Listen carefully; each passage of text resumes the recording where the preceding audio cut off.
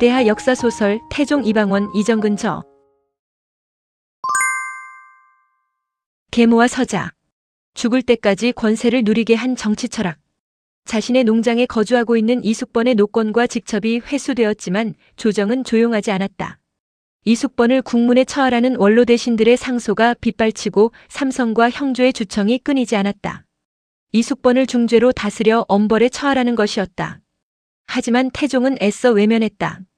침묵을 지키는 임금의 의중을 아는 사람은 없었다. 왕심을 읽어내는 귀재 하륜도 예외는 아니었다. 임금의 속내를 알지 못하여 부심하고 있었다. 성상께서 이숙번을 지키려는 의도가 무엇일까? 혁명동지들과의 약속? 하지만 사펠맹세는 이미 깨지지 않았는가? 개과천선? 이숙번의 성격이 광포하다고 규정하지 않았는가? 천성이 광포한 자가 교정되기란 나이가 너무 굳어있다. 이용같이? 그것도 이미 유효기간이 지나 용도 폐기하여 팽하지 않았는가? 그렇다면 무엇인가? 순간 머리를 스치는 것이 있었다. 정답이라 예단하기에는 아직 이르지만 최소한 오답은 아니라고 생각되었다. 바로 그것이었다. 무릎을 치고 싶었다. 하지만 서두르지 않는 것이 하륜이다. 어떠한 조건과 환경에서도 절대 임금을 앞서 나가서는 안 된다는 것이 그의 정치 철학이었다. 반발 뒤따라가되 뒤처져서는 안 된다는 것이 그의 지론이었다. 이러한 그의 처세술이 그로 하여금 죽을 때까지 권세를 누리게 했는지도 모른다. 숨고르기에 들어간 하륜은 평온했다. 관직을 벗어났으니 백수다. 출사할 일도 없었고 책임져야 할 일도 없었다. 가끔 임금이 부르면 입궐하여 자문에 응할 뿐 그야말로 한가로운 시간이었다. 이렇게 망중한을 즐기고 있는 그에게 대궐에서 전갈이 왔다. 자문할 일이 있으니 입궁하라는 것이었다. 채비를 갖춰 편전에 나아가니 여러 신하들이 있었다. 신덕왕후 강씨는 계모인가? 서모인가? 내가 풀어야 할 문제가 있어 하공을 들라 했소. 무슨 말씀이온지 하명을 주십시오. 계모란 무엇을 말하는 것이오? 태종이 꼭 풀어야 할 숙제였다.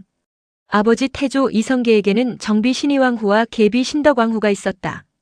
신의왕후 한씨는 이방원의 동복 형제를 낳은 생모이고 신덕왕후는 이복동생 방번과 방석을 낳은 강씨이다. 태종 이방원은 생모 한씨의 눈에서 피눈물을 쏟게 한 강씨를 미워했다. 정동 양지 바른 곳에 잠들어 있던 강씨의 릉을 파헤쳐 성 밖으로 내보내고 신장석으로 광통교를 만들었다. 아버지 살아생전에 묻어두었던 증오심의 표출이다. 태종 이방원은 신의왕후 한씨만을 어머니로 대접하고 싶은 것이 솔직한 심정이었다. 그걸 기정사실화하여 강씨를 무시했다. 그 연장선에서 신덕왕후 소생 방석과 방번을 서자라 부르는데 주저하지 않았고 그것이 빌미가 되어 일으킨 것이 무인혁명이었다. 이러한 태종의 처사에 일각에서는 예법에 어긋난다는 지적이 있어왔다. 그래도 아버지의 제2여자 신덕왕후 강씨의 존재를 부정할 수는 없지 않는가. 아들로서 또는 국왕으로서 이 두 분을 어떻게 모셔야 할 것인지 태종 이방원은 고민이었다. 시행하는 절차에 있어 혼선이 있었고 봉행하는 과정에서 결례가 있었다는 것을 부인할 수 없었다. 어머니가 죽은 뒤에 이를 계승하는 자를 계모라고 합니다. 좌의정 유정연이 대답했다. 그렇다면 정릉이 내게 계모가 되는가? 정릉이란 신덕왕후를 이르는 말이다. 적개심이 묻어있다. 태종은 신덕왕후라는 말조차 입에 담기를 싫어했다. 그때의 신의왕후가 승하지 않았으니 어찌 계모라고 할 수 있겠습니까? 신의왕후 한씨가 살아있을 때 태조 이성계가 강씨를 취했으니 계모라 할 수 없다는 얘기다. 정릉이 내게 조금도 은의가 없었다. 내가 어머니 집에서 자라났고 장가를 들어서 따로 살았으니 어찌 은의가 있겠는가. 다만 부왕이 애중하시던 의리를 생각하여 기일의 제사를 어머니와 다름없이 하는 것이다. 절대로 어머니 대접을 해주고 싶지 않다는 뜻이다. 그 소생 방석과 방번을 서자라 해도 이론의 여지가 없다는 해석이다. 이 문제에 대하여 결례다. 법도에 어긋난다. 이러한 소리를 다시는 하지 말라는 쐐기이기도 했다. 태종이 하륜을 부른 이유가 바로 여기에 있었다. 유불선에 통달한 당대의 석학 하륜이 입회한 자리에서 논리를 정립하고 재론의 여지를 없애겠다는 전략이었다. 하륜은 고개를 끄덕일 뿐 아무 말이 없었다. 긍정한다는 얘기다. 성비는 내게 계모인가? 성비는 아버지 태조 이성계가 신덕왕후 강씨 사후에 맞아들인 여자였다. 계모입니다. 유정연이 대답했다. 그렇다면 성비가 내 궁에 오면 중궁은 남쪽을 향하고 성비는 동쪽에 있으니 그 예가 잘못되었다. 태종 이방원 못지않게 원경왕후 민씨도 성비에게 시어머니 대접을 하지 않고 있었다. 제후는 2번 장가들지 않으니 예에 두적처가 없다고 하였습니다. 하륜이 나직한 목소리로 말했다. 이것은 내가 알지 못하는 것이다. 제후는 제취를 하지 않으므로 예에 두적처가 없다는 것은 적비의 생시를 말하는 것인가? 죽은 뒤를 말하는 것인가? 만일 죽은 뒤를 말한다면 이것은 부인의 도와 같은 것이다. 죽은 뒤에도 또한 제취하지 않아야 마땅합니다. 예조 참판 허조가 대답했다. 춘추에 이르기를 성자로 후시를 삼았다 하였으니 신은 적비가 죽은 뒤에는 제취하여야 마땅하다고 생각합니다. 조말생이 반론을 제기했다. 춘추전의 주에 이 일을 자세히 말하였으니 경은 자세히 보아라. 과거와 현재 그리고 미래가 어느 정도 정리되었다. 태종 자신이 신덕왕후를 계모 취급하지 않고 방번과 방석을 서자 취급하는 것에 대한 논쟁에 종지부를 찍은 것이다. 또한 시름시름 앓고 있는 원경왕후 민씨에게 있을 수 있는 사후 포석도 깔려 있었다. 관복을 벗은 백수 살릉 고증사가 되다. 하공에게 또 하나의 청이 있소. 무슨 말씀이온지 하명을 내려주십시오. 공이 잡아준 수릉을 생각하면 내 마음이 편안하니 진산의 공이 크오. 아울러 동북면에 있는 능이 어찌 되었는지 궁금하오. 하공이 다녀오도록 하시오. 조선 왕대의 주역 전주 이씨는 전주의 토호 세력이었다. 훗날 목조로 추존된 이안사는 전주 고을 산성별감과 갈등을 빚다 가솔과 식솔 170여 호를 이끌고 외가의 고장 강원도 삼척으로 이주했다. 공교롭게도 임지를 따라 부임해온 알렴사가 전주의 산성별감이었다. 그 관리를 피해 동북면 덕원에 정착한 이안사는 훗날 익조로 추존된 이행리를 경흥에서 낳았다. 이행리는 이춘을 낳고 이춘은 이자춘을 낳았으며 이자춘이 무장으로 성공했다. 동북면을 평정한 이자춘은 부인 이씨와의 사이에서 이원계를 낳고 최씨와의 사이에서 낳은 아들이 이성계이다. 여기에서 이씨와 최씨의 위상이 모호하다. 이자춘의 첫 부인은 김씨인데 실록은 이자춘의 배위가 정효공 최한기의 딸이다 라고 기록되어 있다. 여기에서도 승자의 냄새가 난다. 태종 이방원의 조부와 증조부 그리고 고조부의 묘가 모두 동북면 함흥에 있었다. 이성계가 등극하기 전에는 그저 평범한 묘였으나 조선을 개국하고 왕에 등극한 후 경흥에 있던 이안사의 묘를 함흥으로 천장하면서 능으로 격상하고 관리를 상주하게 하였다. 도참의 대가 하륜으로 하여금 함흥을 방문하여 조상의 묘를 돌아보고 문제점을 살펴보라는 것이다. 명을 받들어 다녀오도록 하겠습니다. 하륜이 제산능 고증사가 되었다.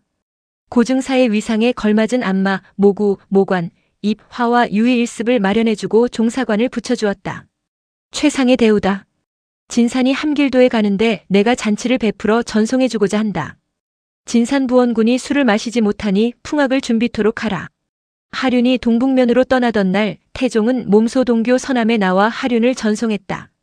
풍악이 울려 퍼지는 가운데 임금이 내려준 모관의 하사한 말을 타고 멀어져 가는 하륜의 모습이 보이지 않을 때까지 태종은 그의 뒷모습을 바라보았다.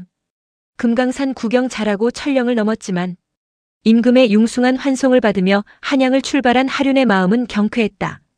조상을 끔찍이 모시는 임금의 특명을 받아 함길도에 행차한 자신이 한없이 자랑스러웠다. 철원과 기마를 지나 창도 삼거리에서 잠시 망설였다. 회양을 지나 천령을 넘으면 지름길이고 우회하여 단발령을 넘으면 하루가 더 걸리지만 금강산을 거치는 길이다. 언제 또다시 금강산 구경을 나오랴 싶어 단발령 길을 택했다. 금강산 자락에 접어드니 온 산이 단풍으로 불타고 있었다. 문자 그대로 만산홍엽의 풍악이 장관이었다. 당나라의 대문호 소동파가 해동의 으뜸이라고 극찬했던 것이 과장은 아닌 것 같았다. 북쪽에는 옥밥봉과 남쪽에는 성봉대가 있는 마루턱에 올라서니 여기저기에서 즐거운 탄성이 울렸다. 금강산도 식후경인데 점심이나 먹고 갑시다. 고갯길을 올라왔으니 배도 고프고 쉬어가자는 얘기다. 가마꾼을 비롯한 행차 인원이 30여 명이다. 작은 숫자가 아니다. 마루턱에 행차를 멈추도록 했다. 인석들아, 점심은 마음에 점을 찍는 것이야. 장소를 옮겨가며 손님을 접대하는 것을 미덕으로 생각했던 당나라에서 다음 장소의 음식을 기다리는 동안 간단한 먹거리를 대접하는 것을 텐신이라 하였다. 조금만 먹고 금강산 구경이나 실컷 하도록 하여라. 우리 같은 무지랭이들이야 금강산 구경에서 무에다 쓴답니까? 먹는 게 남는 것이지요. 안 그러냐? 장쇠야. 가마꾼들이 하륜의 귀에 들리지 않도록 쑥덕거렸다.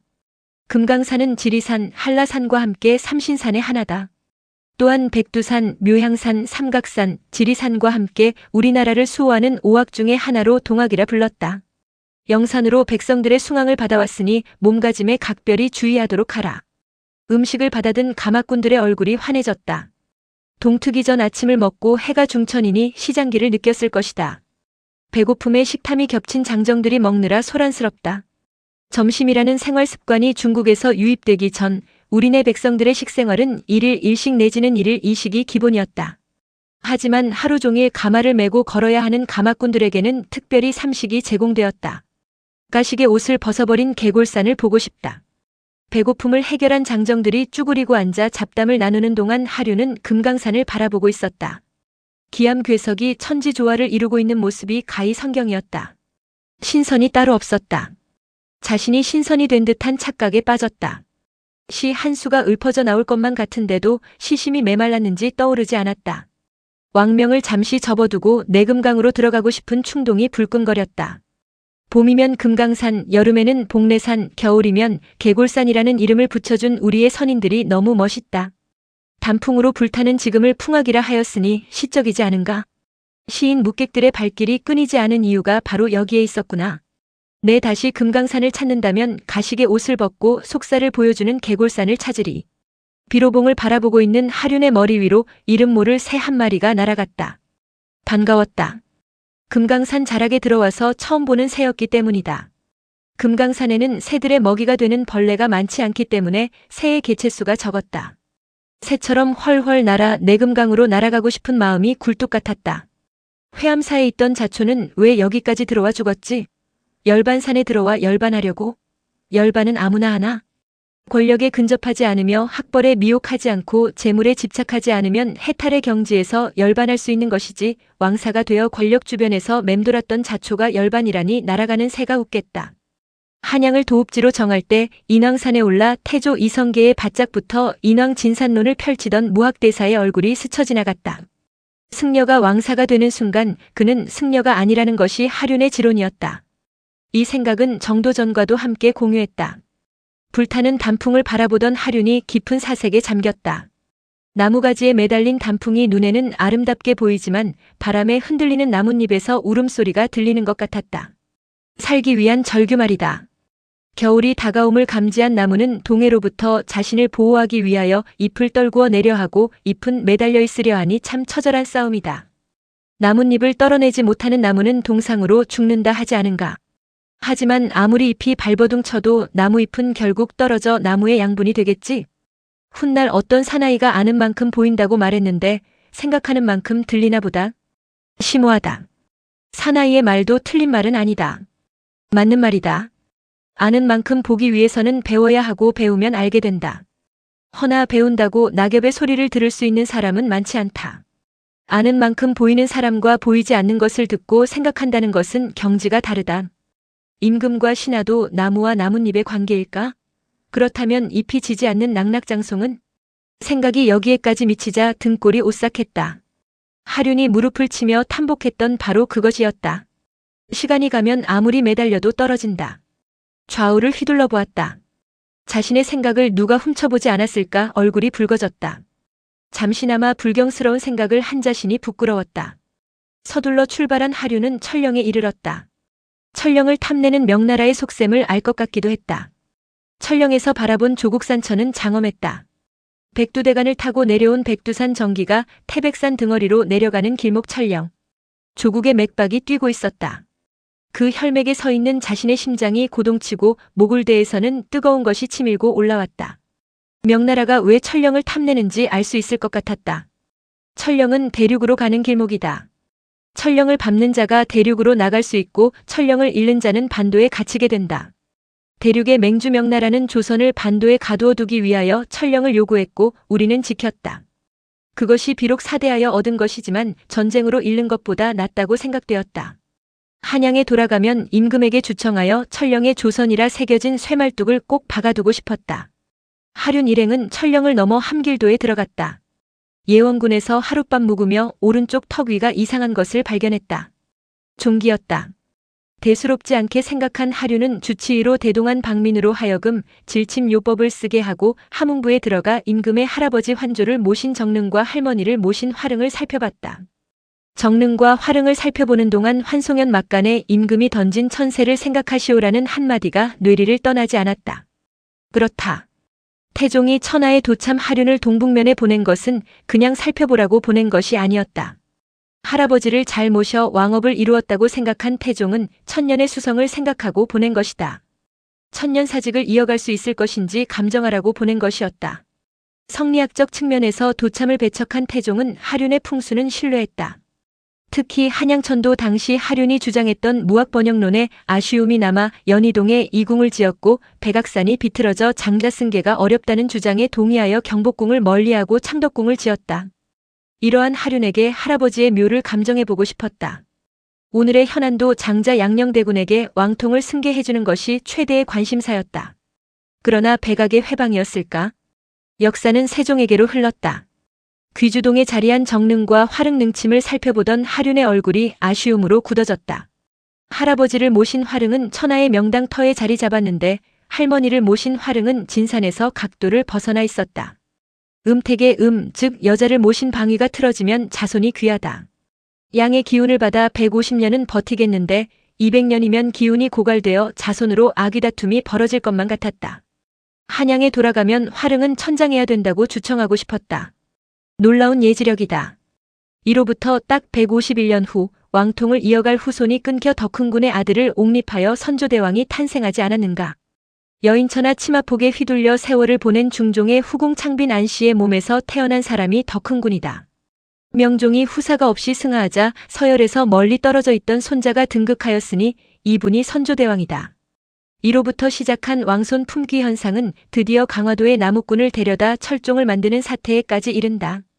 관아에 마련된 숙소에 돌아온 하륜은 대동한 주치의 박민으로 하여금 종기 부위의 질침을 시침하라 일렀다. 질침은 사열 침술의 하나로 환부에 거머리를 붙이거나 배와 같은 흡일력이 강한 약재를 붙여 죽은 피를 뽑아내는 한의술이다. 질침에도 병세가 호전되지 않은 하륜은 정평부에 머물며 휴식을 취하고 있었다. 하륜의 일거수일투족은 속속들이 임금에게 보고되었다. 하륜이 병환에 시달린다는 소식을 접한 태종은 내시 황도를 급히 파견하여 하륜의 병을 위로하고 병세를 알아오라 명했다.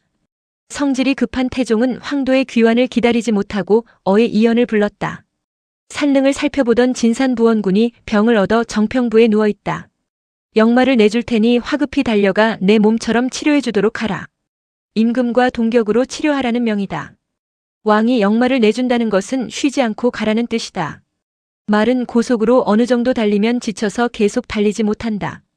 이럴 때 지친 말에서 내려 새 말로 바꾸어 타는 곳이 역참이다. 역참은 국가 안보에 없어서는 아니 될 중요한 교통통신망이다. 중앙집권체제를 강화하고 있던 태종은 전국 41역로와 516 역참을 병조에 소속시켜 잘 정비해 놓았다. 어의 이연이 탄 말이 창덕궁을 빠져나와 흥인문을 통과할 때였다. 한 필의 검은 말이 날쌔게 따라 붙었다. 천리길도 쉬지 않고 달릴 것 같은 하체가 잘 빠진 준마였다. 누워있는 하륜. 동북면을 향하여 화급히 가라는 명을 받은 전입한관 이연은 앞만 보고 달리느라 뒤따라오는 말을 살펴볼 겨를이 없었다. 이연이 보재원을 지나고 돌고지 마을을 지나 녹양역에 멈췄다. 이연이 말을 바꾸어 타는 동안 먼 발치에서 지켜보던 검은 말은 이연이 출발하자 어느 정도 거리를 두고 또다시 따라붙었다. 이연이 수락산과 도봉산이 갈리는 삼거리에서 평로를 택한 것을 확인한 검은 말은 산속으로 사라졌다. 험로를 택한 것이다. 산자락 오솔길에 연결되어 있는 험로는 송우점으로 나가는 지름길이었다. 이현이 탄 말이 축성령을 숨가쁘게 오르자 마루턱에 검은 말이 떡 버티고 서 있었다. 뒤따르던 바로 그 말이었다. 전이는 잠시 멈추시오. 검은 말에서 내린 사나이가 명령하듯 말했다. 이현은 당황했다. 산적들이 득실거리는 깊은 산에서 사람을 만나는 것도 궤적은 일이었지만 자신의 신분을 알고 있다는 것이 더욱 두려웠다. 이연은 말에서 내리지 않을 수 없었다. 품속에서 뭔가를 꺼내어 보여주던 사나이는 이연에게 귀갯말을 속삭이고 오던 길을 되짚어 쏜살같이 사라졌다. 철령을 넘어 정평부에 도착한 이연은 곧바로 하륜이 누워있는 숙소를 찾아갔다. 전하의 육체와 다름없이 치료하라는 명을 받들어 예까지 왔습니다. 성은이 망극하오이다. 여기까지 오시느라 얼마나 고생이 많으셨습니까? 지금까지 어떠한 치료를 하셨습니까? 하륜의 환부를 살펴보던 이연이 심각한 얼굴로 물었다.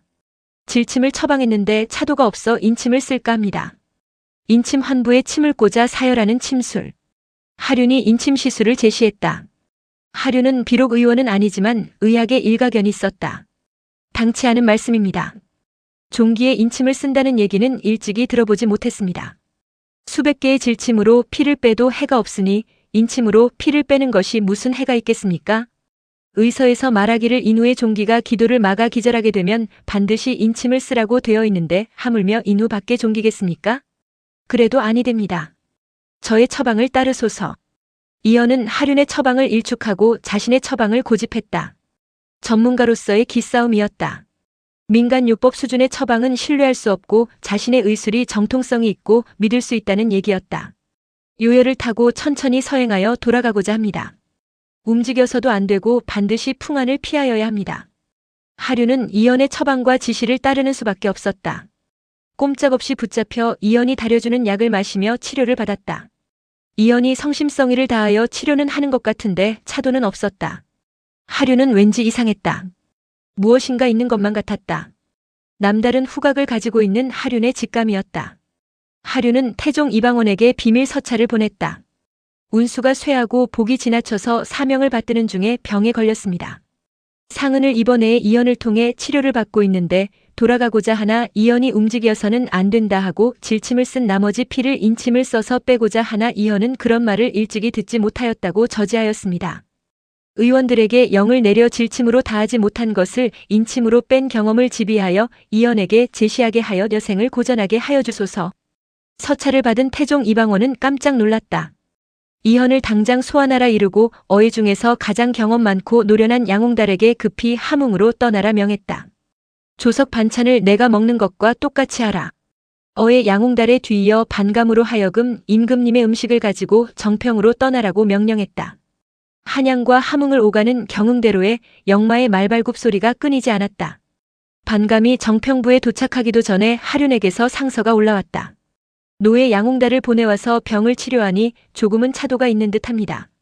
내 두 사람을 계속하여 보내주시니 송구하여 몸 둘 바를 모르겠습니다. 이현이 온 지 이미 7일이 지났고 치료하는 방법을 신이 데리고 온 박민과 함길도 교유한보지가 대강 전수하여 배웠으니 아들 하구와 함께 돌려보냅니다. 하륜은 문안차 한양에서 달려온 아들과 이연을 돌려보냈다. 하륜의 죽음. 이연이 곁에 있는 것이 하륜은 왠지 찜찜했다.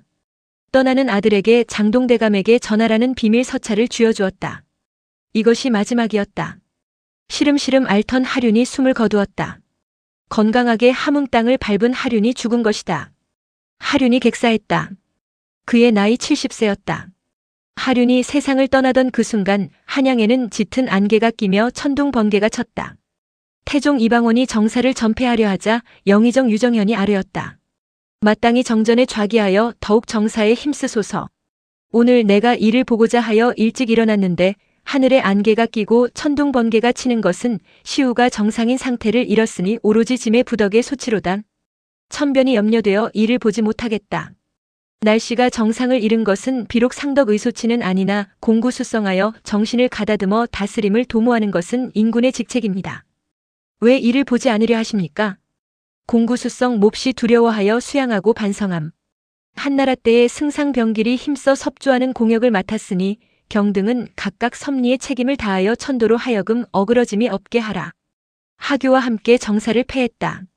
불세출의 장자방 하륜이 세상을 떠났다. 죽는 순간까지 공무에 복무하다 죽었다. 턱 위의 종기가 원인이었지만 어떤 음모에 의하여 죽었는지 수명을 다하여 노환으로 죽었는지 아직은 모른다. 오늘날처럼 과학이 발달한 시대에는 부검하면 사망 원인이 밝혀지겠지만 그 옛날에는 그러한 제도나 의술이 없었기 때문이다.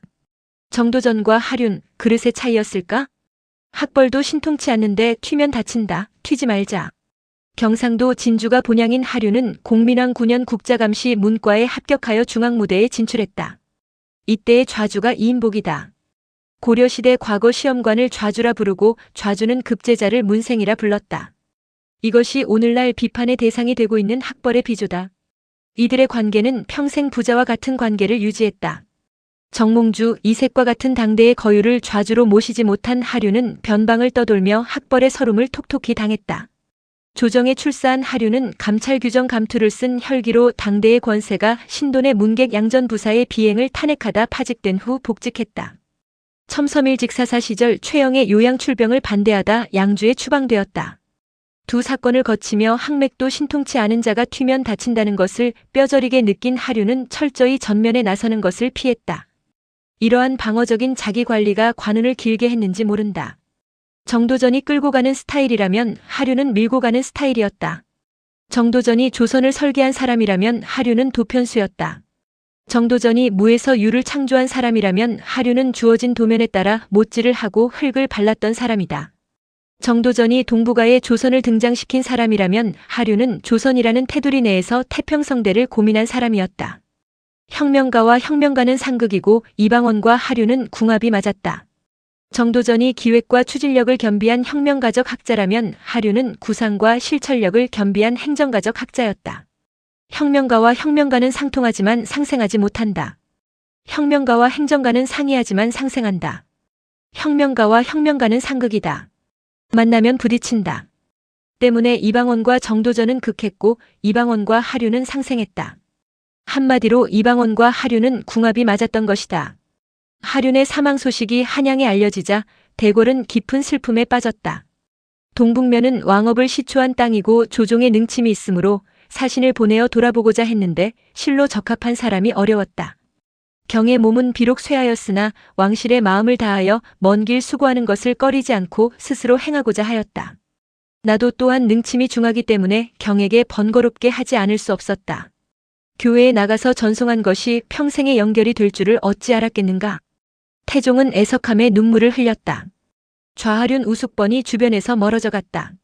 하륜은 세상을 떠났고 숙번은 한양을 떠났다.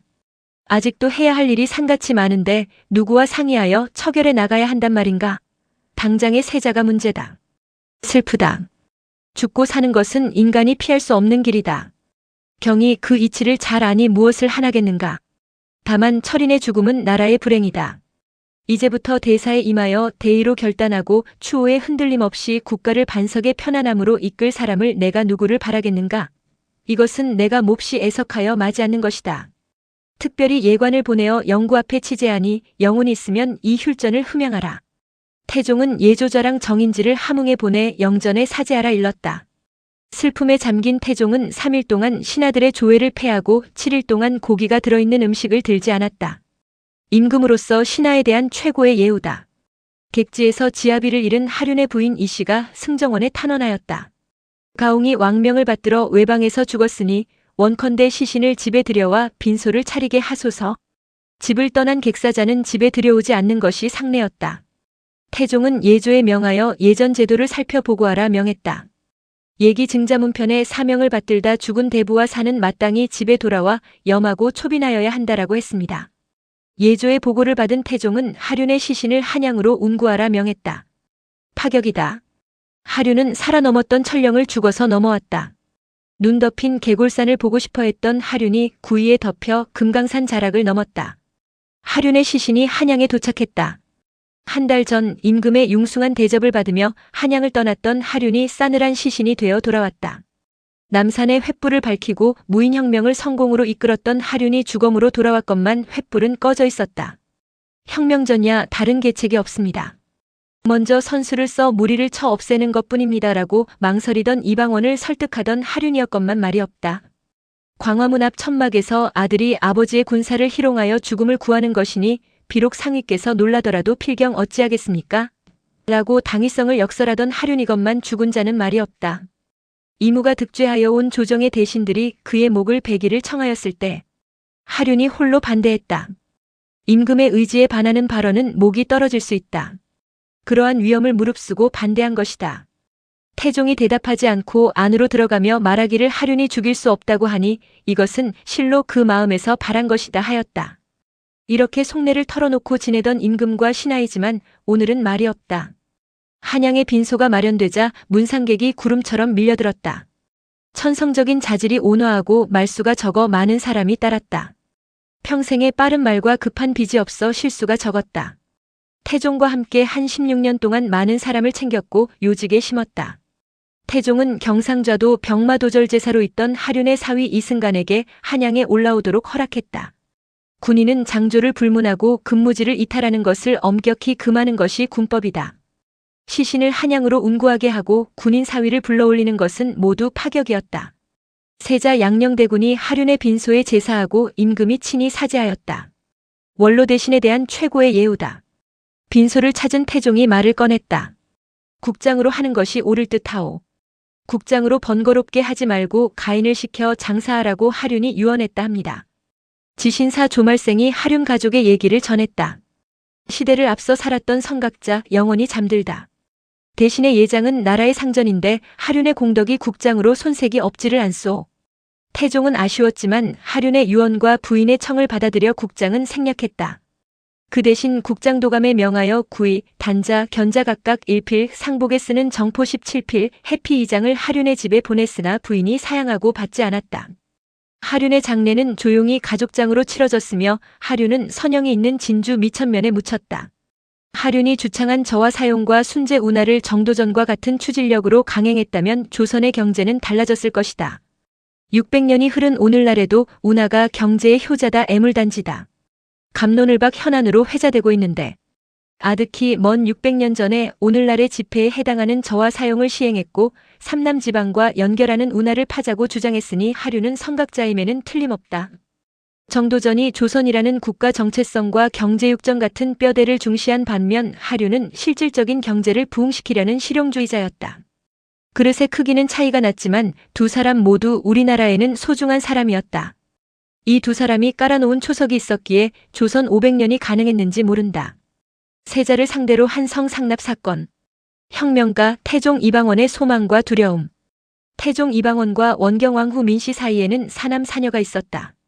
양령, 효령, 충령, 성령 등 아들 사형제와 정순공주를 비롯한 딸 넷이다. 아들 셋, 딸 7, 함 10명을 낳은 신빈 신씨에 이어 두 번째로 많은 자녀다. 여흥부원군 민재의 딸 민씨가 정비이므로 신빈 신씨의 소생들은 서자다. 아버지 이성계의 제2부인 강씨 소생 방석의 세자 책봉 문제로 아버지와 갈등을 겪은 태종은 후손에게 그와 같은 불행을 물려줘서는 안 된다고 굳게 다짐했다.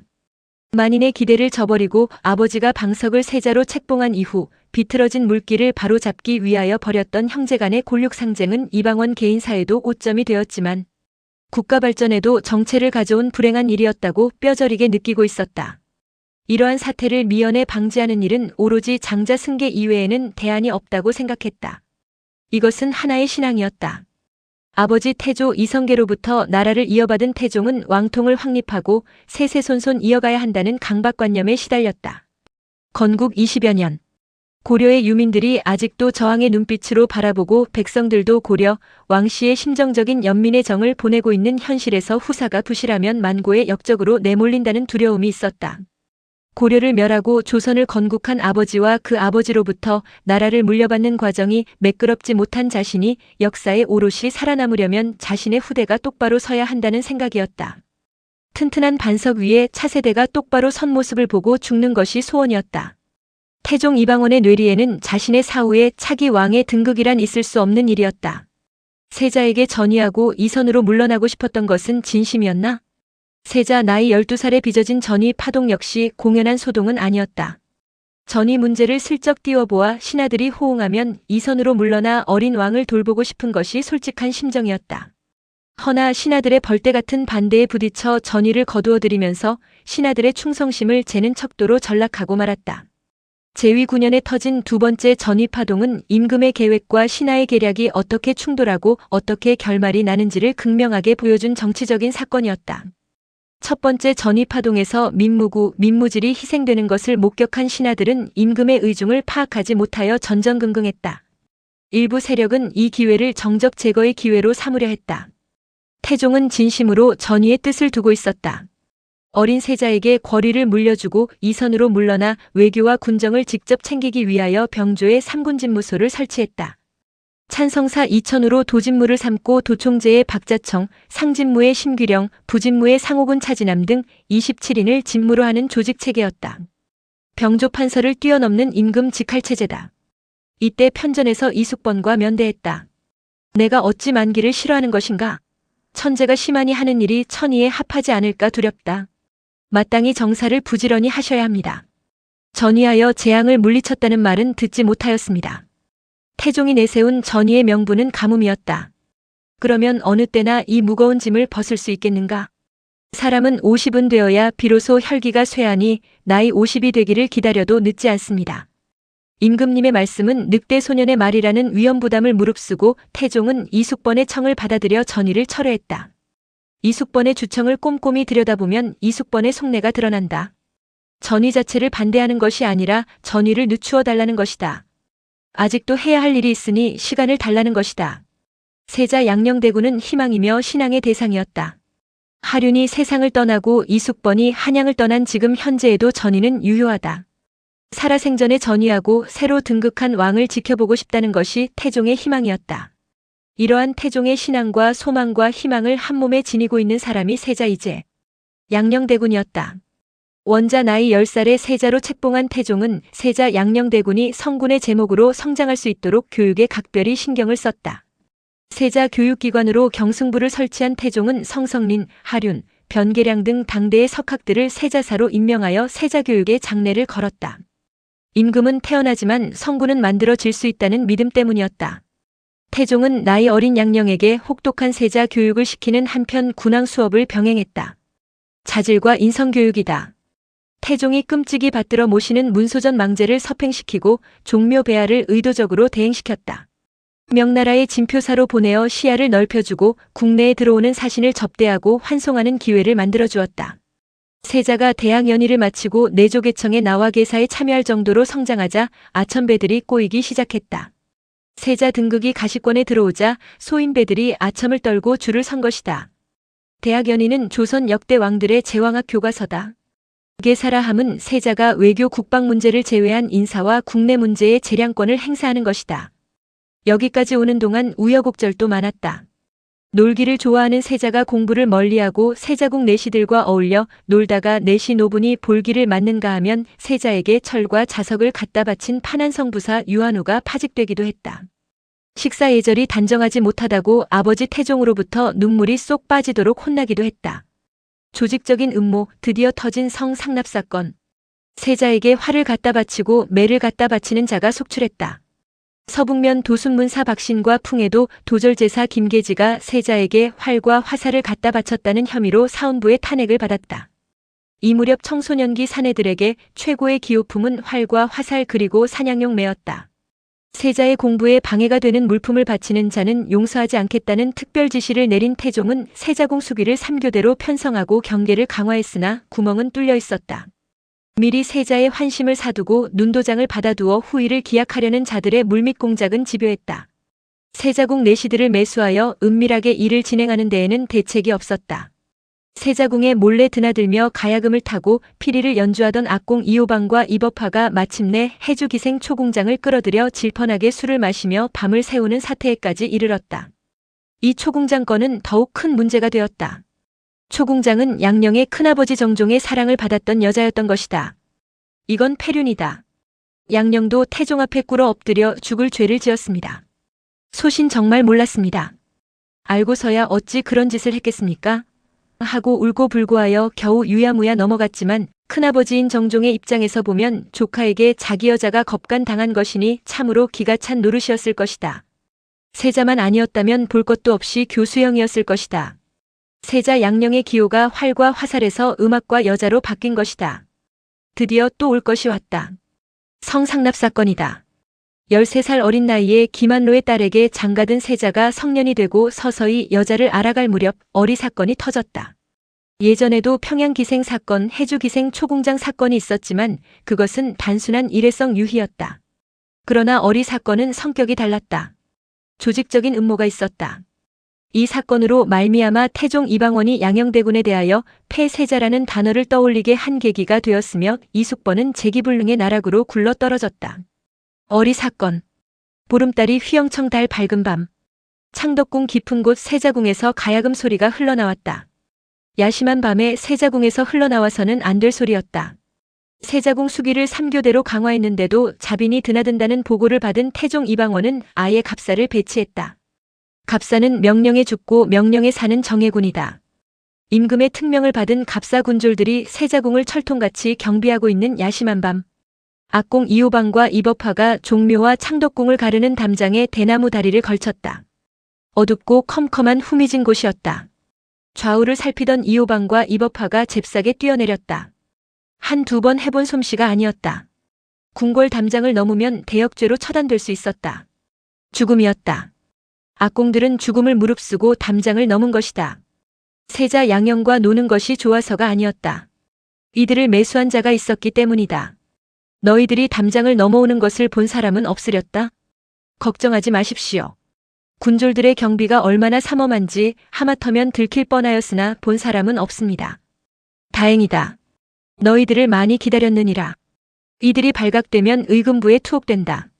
세자 역시 엄한 질책을 받는다. 하지만 세자 양녕은 이들이 담장을 넘어오는 것을 걱정하면서도 기다렸고 부러워했다. 악공들은 당장이라도 넘어올 수 있지만 자신은 세자의 채통 때문에 넘어갈 수도 없자는가. 세자 양녕은 창살 없는 감옥에 갇혀있는 느낌이었다. 저희들이 누구입니까?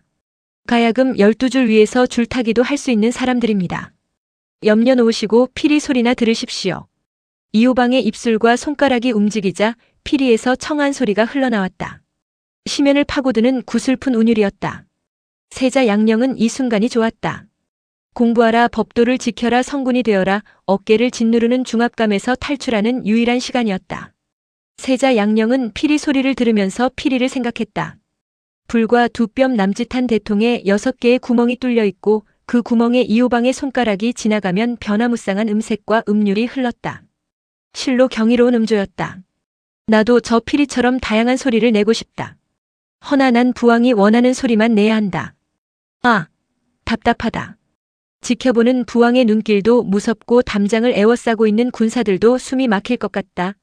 갇혀있는 담장을 벗어나 훨훨 날아가고 싶다. 세자 양녕이 깊은 생각에 잠겨있을 때였다. 오동나무에 연결된 12줄이 울기 시작했다. 이법화의 가야금 소리였다. 이법화 역시 조선 제1의 가야금 연주자였다. 가야금 소리에 푹 빠져있는 세자 양녕에게 이호방이 작은 목소리로 속삭였다. 저하 곽선의 첩어리가 자색이 빼어나고 재해가 뛰어나다고 합니다. 그리도 미인이라 하더냐? 양귀비도 울고 갈 천하절색이라 합니다. 그렇다면 지체할 시간이 무에 있다더냐? 냉큼 데려오도록 하라. 저하께서는 성질도 급하셔. 매사에는 수순이 있고 시간이 필요하답니다. 무슨 방도가 있느냐?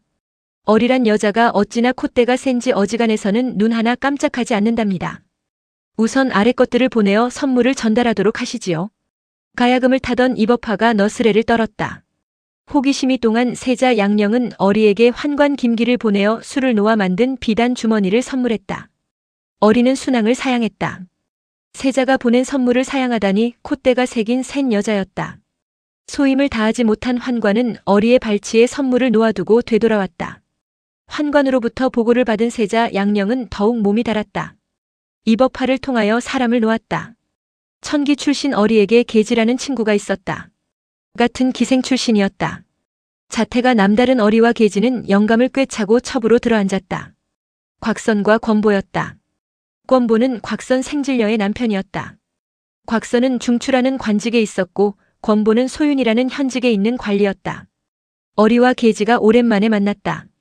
내 얼굴이 좋아진 걸 보니 영감이 잘해주나 보다. 잘해주긴? 지 볼일만 보고 코를 드르렁 고니 내가 속 터져 죽지. 그 말 듣고 보니 얼굴이 많이 상했다. 상한 정도가 아니야. 내가 거울만 보면 속상해 죽겠다니까. 예, 세자 저하가 널 보고 싶어 한다더라. 나는 얼굴도 예쁘지 않고 지금은 남편이 있어 당치 않은데 그것이 무슨 말이냐? 어리는 내숭을 떨었다. 지난번 선물을 보내왔을 때 호기심이 발동했지만 괜히 한번 거절을 했다.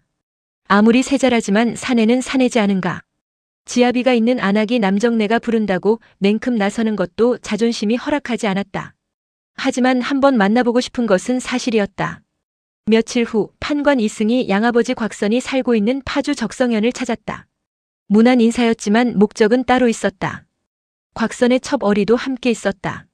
작별 인사를 나누고 나오려는데 어리가 곽선에게 아양을 떨었다.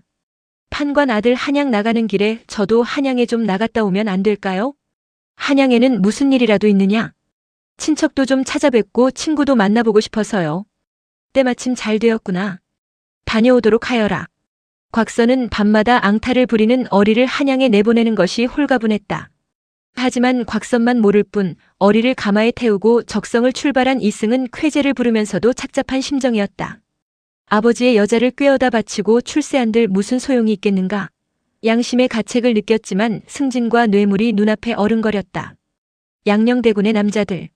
대권주자에게 줄을 서야 미래가 있다. 한양에 도착한 이승은 이법화에게 어리 도착 사실을 알렸다. 소식을 접한 양녕은 마음이 급해졌다. 양귀비도 울고 간다는 그 여자를 빨리 만나보고 싶었다. 하지만 자신은 세자궁에 갇혀있는 몸. 뾰족한 방법이 없었다. 안절부절 서성이는 양녕에게 이법화가 귀옛말을 속삭였다. 이 기회를 놓쳐서는 안 됩니다. 양녕은 이호방이 미리 마련해둔 대나무 다리를 이용하여 창덕궁 담장을 넘었다. 세자가 채신 없이 궁궐 담장을 넘은 것이다. 세자 양녕은 이승의 집으로 한달음에 걸어가 어리를 내놓으라 요구했다. 임금과 세자는 가마나 말을 타고 다니는 것이 예법이었지만 그런 것을 따질 겨를이 없었다.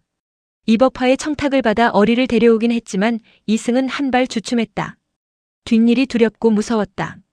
세자 저하. 아니 되옵니다. 냉큼 내놓지 못하고 무슨 얘기를 하고 있느냐? 세자의 목소리에는 날이 서 있었다. 심호흡을 가다듬은 이승이 어리를 불러냈다. 아닌 밤중에 불려나온 어리는 역시 천하의 미색이었다. 오똑한 콧날, 도톰한 입술, 칠흑같이 검은 머리, 세자 양녕이 좋아하는 미인이었다. 특히 세자 양녕이 옥녀의 징표로 알고 있는 오리 굵은 머리카락의 소유자였다. 몸이 후끈 다른 양녕은 어리를 납치하다시피 데리고 이법화의 집으로 갔다. 오늘날 같으면 호텔로 직행했겠지만 그 옛날에는 그러한 유숙시설이 없었다. 이법화의 집에 때 아닌 신방이 차려졌다. 선남선녀는 아니었지만 그래도 첫날 밤이 아닌가. 이법화의 부인이 금침을 깔고 사양을 뿌리며 요란을 떨었다. 하늘에는 별들이 속삭이는 밤. 지게문 사이로 스며들어온 달빛이 어리의 어깨선에 내려앉았다. 옥을 깎아놓은 듯한 우윳빛 피부가 눈부시다. 목덜미를 어루만지던 달빛이 잘룩한 허리로 흘러내린다. 달빛이 간지러웠을까? 뒤트는 자태의 젖무덤이 출렁인다. 수줍어 고개 숙인 어리의 귀밑머리가 유난히 검어 보인다. 고혹적이다. 검은 고혹이 바람을 일으켰을까? 신방을 밝혀주던 등불이 꺼졌다. 문 밖에서 이 모습을 지켜보던 이호방과 이법화는 안도의 한숨을 내쉬었다. 어리가 옥녀 역할을 충실히 해낼 수 있을 것 같아 뿌듯했다. 뭔가 와르르 쏟아질 것 같고 대박이 터질 것만 같았다. 두 사람은 마주보며 회심의 미소를 지었다. 이들의 뒷모습을 지켜보던 이법화의 부인 얼굴이 민망한 듯 붉어졌다. 한편 세자 일행이 스치고 지나간 이승의 집에 무거운 그림자가 내려앉았다. 너무나 뜻밖의 엄청난 일을 저지른 이승은 걱정이 태산 같았다. 아버지의 여자를 꿰어내어 세자에게 바쳤지 않았는가. 이 일이 탄로나면 모두가 죽음이다 생각하니 눈앞이 캄캄했다. 어리를 품에 안은 양녕은 너무 좋았다. 얼굴만 예쁜 것이 아니라 몸도 좋았다. 뼈가 으스러지고 살이 타는 불같은 밤이었다. 이법화의 집에서 꿈같은 시간을 보낸 양녕은 동이 트기 전 어리를 데리고 궁으로 돌아왔다. 세자궁에 돌아온 양녕은 두려움에 떨고 있는 이승에게 화를 보내고 어리는 이승의 처에게 비단을 보냈다. 입막음이었다. 사건의 빌미는 처가에서 터졌다. 사건이 터진 것은 공교롭게도 양녕의 처가에서 터졌다. 세자 양녕의 장인은 김한로다. 태종 이방원의 과거 동방이다. 김한로가 수석으로 합격했고 이방원은 7등으로 합격했다. 2등으로 합격한 심효생은 방석의 장인이 되었다가 1차 왕자의 난 때 이방원의 칼날에 사라졌다. 김한로의 집에는 소근동이라는 간호가 있었다. 주인을 잘 만나 전별감이라는 관직을 꿰어찬 소근동은 수사비를 희롱하다 말썽을 일으켰다. 오늘날로 해석하면 성희롱 사건이다. 수사비는 후대에 무수리로 불리는 계집종으로 궁중 나인에게 새순물과 발 닦는 물을 수발하는 여자였다. 불똥이 자신에게 튈 것을 염려한 김한로가 소근동 사건을 임금에게 보고했다. 임금은 내관 최안에게 신문하도록 했다. 내 사차원이다. 수사비를 희롱한 내 죄를 내가 알고 있으렸다. 높으신 분이 사대부집 첩을 후리는 것은 죄가 안 되고 저 같은 소인이 수사비를 희롱한 것은 죄가 된다는 말씀입니까? 그게 무슨 말이냐? 도성에 쫙 퍼진 소문도 모르고 계십니까? 세자 저하께서 전중추 곽선의 첩을 보쌈했다는 소문이 자자합니다. 내관 최안의 보고를 받은 태종 이방원은 경악했다. 후사를 이어갈 세자가 글공부는 하지 않고 엽색 행각을 하고 있다니 믿어지지 않았다. 지엄한 지위에 있어야 할 세자가 한량패들과 어울려 놀아나고 있다니 기가 막혔다. 백성들의 존경을 받아야 할 세자가 시정잡배들의 입방아에 오르내린다니 하늘이 무너지는 것 같았다. 우선 사실 여부를 파악해야겠다고 생각한 태종은 의금부에 명하여 철저히 조사 보고하라고 지시했다. 판관 이승, 소윤권보, 악공 이호방, 이법화, 내시 김기 등 연루자들이 순군옥에 투옥되었다. 이승에 대한 신문이 시작되었다. 세자께서 말씀하기를 빨리 어리를 내라 하심으로 제가 부득이 그 말을 좇았습니다. 세자께서 데리고 가신 그 뒤로는 신도 그가 간 곳을 알지 못하고 있습니다. 이 같은 큰일을 어째서 계문하지 않았느냐? 계문하고자 하였으나 권보가 와서 말리면서 말하기를 내가 계달하는 것은 속담에 누이 주고 매형께 호소하는 것과 같다 하기에 신이 어찌할 바를 몰라 즉시 계달하지 못하였습니다. 이어 이법화에 대한 신문이 계속되었다. 세자 저하를 어떻게 알게 되었느냐? 우리야 악기를 연주하는 아랫 것들로서 구호방이 불러서 갔습니다. 구호방이 무엇이냐? 도성에는 이모방, 구호방하는 한량 패거리들이 있는데 이들이 도성 여자들을 모조리 후린다고 하여 십방이라고 비웃기도 합니다. 이모방은 누구이고 구호방은 누구를 말하는 것이냐? 이모방은 대호군 임굴례가 대장 노릇을 하고 구호방은 구종수가 우두머리입니다. 당시 한양에는 무인을 주축으로 한 이모방이라는 한량 패거리가 있었고 문인을 구성원으로 한 구호방이라는 한량 집단이 있었다. 구종수는 문무를 넘나드는 마당발이었다. 처음에는 삼청동 계곡이나 옥류동 계곡에 모여 시를 짓고 술을 마시며 한담을 나누던 친목 모임이 기생을 희롱하는 여흥을 넘어 양갓집 규수나 혼인한 안악을 후리는 모임으로 변질되었다. 구종수의 집에서 있었던 일을 숨김없이 말하라. 구종수의 집에 도착하니 세자 저하를 모시고 잔치가 벌어지고 있었습니다. 세자 저하가 계시더라는 말은 틀림없으렸다. 신문관은 귀를 의심했다. 세자가 은밀히 사가에 나가 잔치에 참석한다는 것은 있을 수 없는 일이었다. 세자 저하를 모시고 구종수, 구종지, 구종유, 삼형제와 박혁인, 방복생 그리고 기생 초공장과 승목단이 있었습니다. 있었던 일을 소상히 말하라. 세자 저하와 바둥을 하고 있던 구종수가 우리들이 들어가자 이호방으로 하여금 검은고를 타게 하면서 술을 마셨습니다. 술을 마시던 구종수가 일어나 구종유와 춤을 추며 비파를 탔습니다. 구종수가 오늘 일은 꿈만 같습니다라고 말하니 세자 저하께서 옷을 벗어 구종수에게 주었습니다. 그 다음은 너무나 뜻밖의 상황에 신문받는 피의자보다 신문관이 오히려 목이 바짝바짝 타들어갔다. 취용이 익어갈 무렵 구종수가 자기의 부인을 불러내어 세자 저하께 술을 올리도록 하고 구종지, 구종수, 구종유는 갓을 벗고 10번도 더 절을 했습니다. 술자리가 파할 때 구종수의 부인이 초공장에게 모시로 만든 옷을 주고 승목단에게는 면포를 주었습니다. 이호방과 소인에게는 정포를 주어 받아왔습니다. 사건의 윤곽이 드러났다. 그러니까 이번 어리 사건이 터지기 훨씬 전부터 구종선은 세자궁에 수시로 드나들며 세자와 함께 밤을 보냈고 세자를 밖으로 불러내어 잔치를 베풀고 여자를 바쳤던 것이다. 구종선은 세자의 술친구이며 비공식 채용사였다. 구종수 귀양가다. 권력을 쫓아가는 해바라기, 아첨배의 마각이 드러나다. 병권을 주무르는 사람에게 아첨하여 순금사 사직에 오른 구종수는 이무 사건을 누설한 혐의로 관직이 삭탈되고 울진으로 유배되었다. 귀양에서 풀려나 종사품 성공감 부정이 되었으나 직무보다도 줄 서는데 남다른 후각을 갖고 있는 사람이었다. 태종 제위 18년 동안 군권은 임금이 가지고 있었지만 병권은 이숙번이 가지고 있었다 해도 과언이 아니다. 그 정점이 병조판서에 있을 때였다. 태종이 경계하는 병권에 너무 집착한 이숙번이 지금은 비록 유배지에서 귀양살이 하고 있지만 영향력은 살아있었다. 그 중에 한 사람이 구종수다. 악공이 소속한 아학서의 최고 우두머리는 종호품 전학이다. 종사품 구종수는 우월적 지위를 이용하여 이호방과 이법화를 회유했다. 그들을 소나기에 넣은 구종수는 수하처럼 부렸고 그들을 이용하여 음악을 좋아하는 세자 양형에게 접근했던 것이다. 구종수가 이호방과 이법화를 하수인으로 선택한 것은 세자 양령이 음악을 좋아한다는 이유 외에 또 다른 연유가 있었다. 그들이 속한 아학서가 종묘에 자리 잡고 있었기 때문이다. 종묘와 창덕궁은 한 울타리나 다름없었다. 일반인들과 접하고 있는 궁궐 담장은 높았으나 종묘와 접하고 있는 담장은 상대적으로 낮았다. 종묘 외곽에 있는 술라길은 포도청 포졸들이 순찰을 돌고 있기 때문에 창덕궁 쪽 내부 경비는 허술했다. 이점을 노린 것이 구종수였고 세자궁 경비는 허가 찔린 것이다. 종묘 안에서 대나무 사다리를 걸치고 월담하리라고는 상상하지 못했던 것이다.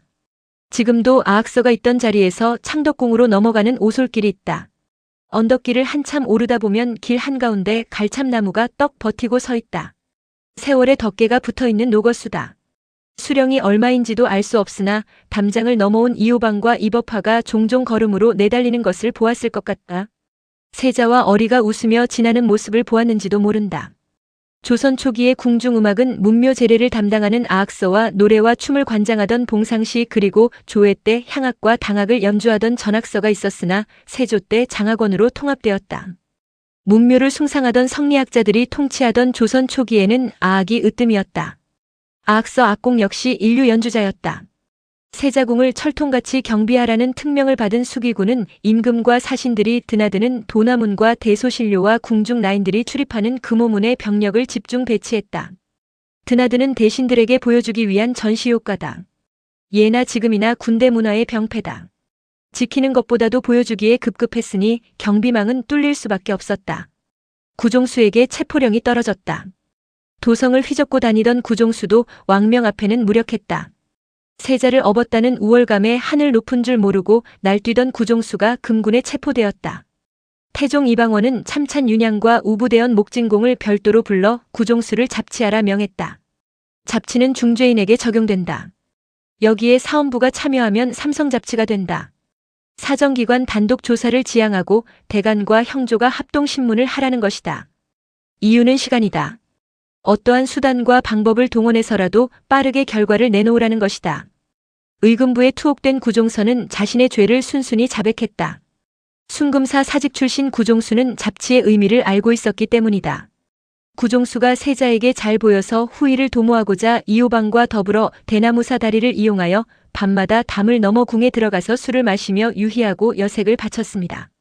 때로는 밤에 세자를 제 집으로 맞아서 잔치를 베풀고 여색을 붙였습니다. 천하의 아천배는 극형으로 다스리소서. 대간과 형조의 합동신문 결과를 보고받은 태종은 세자궁 경비를 소홀히 한 혐의로 삼군진무 인인경을 의금부에 투옥하고 긴급 어전회의를 소집했다. 구종수가 궁성을 넘었으니 죄가 교형에 해당합니다. 의금부에서 강력한 처벌을 주장했다. 이 사람을 삼복을 기다린 뒤에 형을 집행할 것인가? 삼복은 오늘날의 삼심을 말하는 것이다. 혐의가 의심나는 것은 삼복을 기다려야 하지만 궁성을 넘어 들어간 것은 확실하고 이보다 더 큰 죄가 없으니 무엇을 기다릴 것이 있겠습니까? 형조판서 안등이 단심을 주장했다. 좌우에 늘어선 대소신료들도 찬성을 표했다.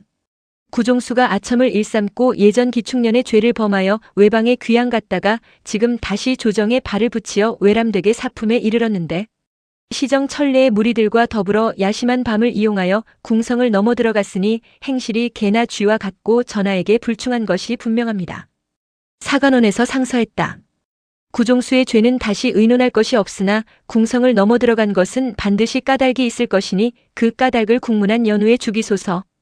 여죄를 캐고 배후를 파보자는 것이다. 단독 범행이라 하기에는 석연치 않은 구석이 있다는 것이다. 구종수는 깃털이고 몸통은 따로 있다는 것이다. 배후를 파보면 몸통이 드러난다는 것이다. 대사원 김여지와 좌사관 박수기의 주청에 따라 구종수에 대한 신문이 제게되었다. 모든 것을 포기하고 옥에 갇혀있던 구종수는 아찔했다. 또다시 잡치에 시달린다는 것은 차라리 죽는 것보다 못하다 생각했다. 구종수 역시 만만치 않은 상대였다. 교활했다. 물귀신 작전으로 위기를 돌파하기로 했다. 계속 터져나오는 세자의 비행. 구종수를 신문하면 할수록 세자의 비행이 꼬리를 물고 이어져 나왔다. 드러나지 않았던 사건들이 속속 밝혀졌다. 아름다운 이야기가 아니라 추악한 내용이었다. 수진방에 사는 임상좌의 딸을 데리고 논 사건을 비롯한 여자들 문제였다. 보고를 받은 태종 이방원은 난감했다. 빈대 한 마리 잡으려다 왕실의 추한 꼴만 보이는 격이었다. 사건을 서둘러 일단락지은 태종은 때마침 구종수의 노모가 사형을 용서해달라는 청원을 받아들이는 형식을 취해 장 100대와 도 3년에 처하여 경성으로 귀양 보냈다. 또한 구종수의 하수인 노릇을 한 이호방에게 장 100대를 때려서 공주의 귀양 보내고 양부의 여자를 세자에게 바친 이승에게 편 100대를 내리고 직첩을 거두게 하였다. 편이란 가죽 채찍으로 등허리를 때리는 형벌이다. 태종이 구종수 문제를 서둘러 종결한 이면에는 또 다른 이유가 있었다. 구종수의 입에서 이숙번 연루 사실이 포착된 것이다. 하지만 태종에게는 이숙번보다도 세자 문제가 급선무였다. 세자 문제를 먼저 처결하고 이숙번 문제를 다루어도 늦지 않다고 판단한 것이다. 이숙번 문제는 가공할 파괴력을 지닌 정치 문제다. 방치하면 대소신료들이 이숙번을 죽이라고 벌떼같이 들고 일어날 것이고 그렇게 되면 유배지에서 귀양살이 하고 있는 이숙번은 죽어야 한다. 세자 양령의 비행을 축소 은폐하기 위하여 이숙번 문제를 확대 재생산했다는 소리는 듣고 싶지 않았다.